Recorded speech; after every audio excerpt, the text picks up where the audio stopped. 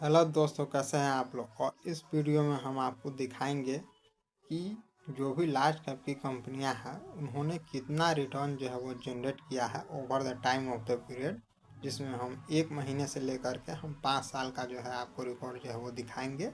और इस वीडियो में हम आपको बताएंगे कि कौन कौन से ऐसे लार्ज कैप फंड है जिनकी तरफ आप इन्वेस्टमेंट करने के बारे में आप सोच सकते हैं। अगेन, यहाँ पर मैं आपको बताना चाहता हूँ कि ये वीडियो जो भी हम बना रहे हैं ये सिर्फ और सिर्फ एजुकेशनल पर्पस के लिए बनाया जा रहा है। ये कोई भी एक इन्वेस्टमेंट एडवाइस नहीं है।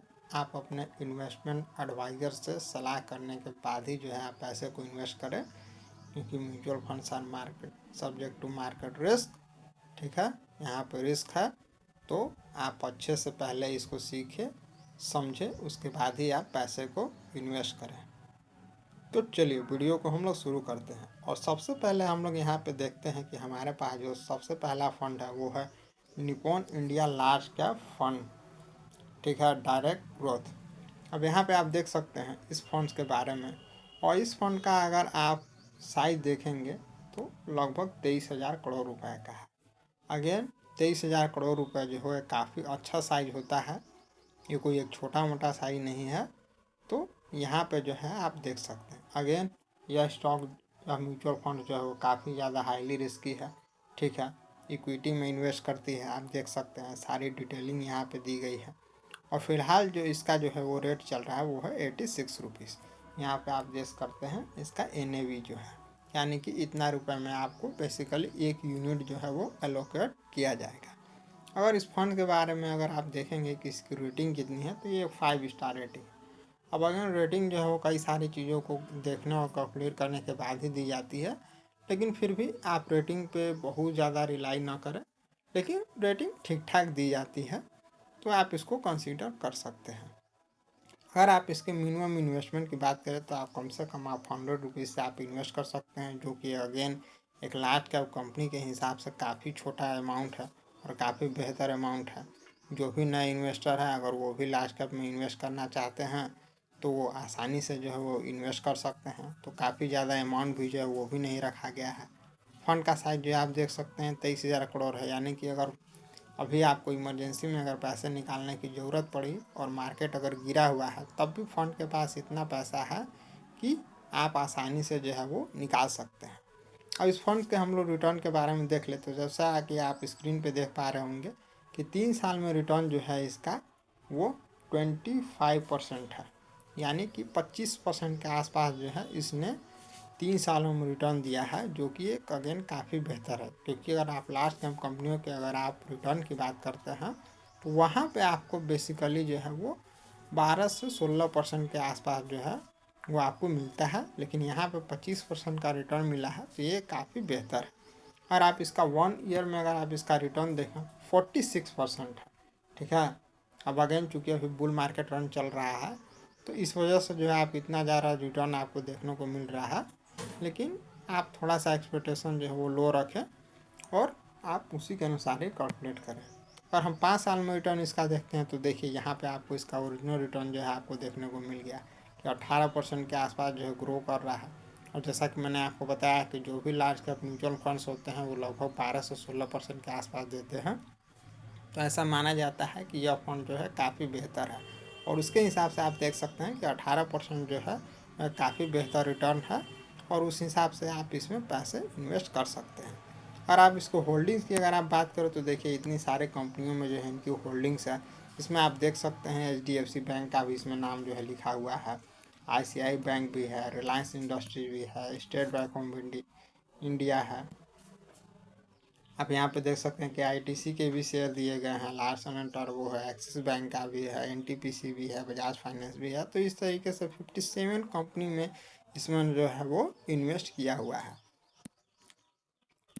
अगर आप इसके पैसे की बात करें तो देख सकते हैं अमाउंट भी आपको दिख रहा होगा कि HDFC बैंक में इसने जो है वो 2,105 करोड़ रुपए जो है इन्वेस्ट किया हुआ है। ICICI में जो है वो लगभग 1,500 करोड़ इन्वेस्टेड है, रिलायंस इंडस्ट्री में भी लगभग 1,500 करोड़ है, SBI में भी जो है वो 1,400 करोड़ है, ITC में जो है वो 1,000 करोड़ है। तो इस तरीके से आप देख सकते हैं कि अलग अलग कंपनियों में इसने काफ़ी ज़्यादा हैवी अमाउंट जो है वो इन्वेस्ट किया हुआ है। और चूँकि जितने भी इन्वेस्टिंग अगर आप कंपनियों को ध्यान से देखेंगे, इसमें से अधिकतर कंपनियां जो हैं वो लार्ज कैप में जो है, और वैसी कंपनियां हैं जिनका के performance over the time of the period काफ़ी अच्छा रहा है। इस वजह से इस म्यूचुअल फंड ने जो है over the time of the period काफ़ी बेहतरीन रिटर्न जो है दिया है। तो अगर आप इन्वेस्टमेंट करने के बारे में सोच रहे हैं तो आप इस फंड की तरफ भी एक बार देख सकते हैं। इसके अलावा दूसरा फंड मैं आपको दिखा रहा हूँ, क्योंकि आप अपनी स्क्रीन पे देख पा रहे होंगे, और वो भी फंड जो है वो एक ICICI का prudential blue chip fund direct growth है। और इस फंड का रिटर्न भी जो है वो over the time of the period काफ़ी ज़्यादा बेहतर रहा है। अगर आप इसके 3 साल के रिटर्न की बात करें तो आप देख सकते हैं कि यहाँ पे आपको लगभग 23% का रिटर्न जो है वो मिला है, जो कि अगेन एक लार्ज कैप कंपनी को होने के बावजूद भी काफ़ी अच्छा रिटर्न माना गया है। और आप इसका 1 साल का रिटर्न देखते हैं तो पिछले 1 सालों में जो इसने 43% का रिटर्न दिया है। अगेन ये काफ़ी बेहतर फंड आपको लग रहा होगा, लेकिन हाँ, यहाँ पर रिस्क भी जो है वो भी है, बट 43% का रिटर्न जो है वो काफ़ी बेहतर है। अगर आप इसका 5 साल में रिटर्न अगर आप देखें तो जो कि आपको 19% के आसपास दिख रहा है, तो अगेन 5 साल में रिटर्न जो है इसका काफ़ी बेहतर रहा है। अगर आप इस करेंटली NAV की बात करते हैं तो वो आपको 105 रुपीज़ चल रहा है, यानी कि 105 रुपये में आपको 1 यूनिट ऑफ एलोकेशन जो है वो आपको मिलेगा अगर आप इसका म्यूचुअल फंड खरीदते हैं। और मिनिमम SIP अगर आप देखेंगे तो वो आपको 100 रुपीज़ से की गई है, जो कि अगेन एक काफ़ी छोटा अमाउंट है, आप आराम से इन्वेस्ट जो है वो कर सकते हैं। अगर आप इसके फंड के रेटिंग के बारे में भी बात करें तो उसको 5 रेटिंग दी गई है, जो कि काफ़ी अच्छा है। अब मेन चीज़ जो आती है वो है हमारा फ़ंड का साइज। फ़ंड का साइज हमारे लिए क्यों मायने रखता है, क्योंकि वहीं से ही सारा पैसा जो हमारा, कहीं ऐसा ना हो कि बाज़ार गिरा हुआ है और हमें पैसे निकालने की ज़रूरत पड़े और हम इमरजेंसी केस में निकाल ही ना पाए। तो इस वजह से फ़ंड का साइज़ जो है वो ज़्यादा मायने रखता है, क्योंकि जितना बड़ा फ़ंड का साइज रहेगा उतना ज़्यादा वो कैश में, उतना ज़्यादा रिजर्व जो है वो अपना कैश में रखते हैं। तो इस वजह से आपको जब भी पैसे की ज़रूरत हो तो आप आसानी से निकाल सकते हैं, कोई भी आपको दिक्कत नहीं होगी। तो इस फंड का साइज की अगर आप बात करें तो वो लगभग 52,000 करोड़ का है, जो कि काफ़ी बेहतर है। ठीक है, इस कंपनी को होल्डिंग्स भी अगर आप देखेंगे तो 71 कंपनी में जो है दिखाया गया है, और उसमें भी आपको सेम आपको पैटर्न देखने को मिलेगा जैसे आपको निप्पॉन में मिला था।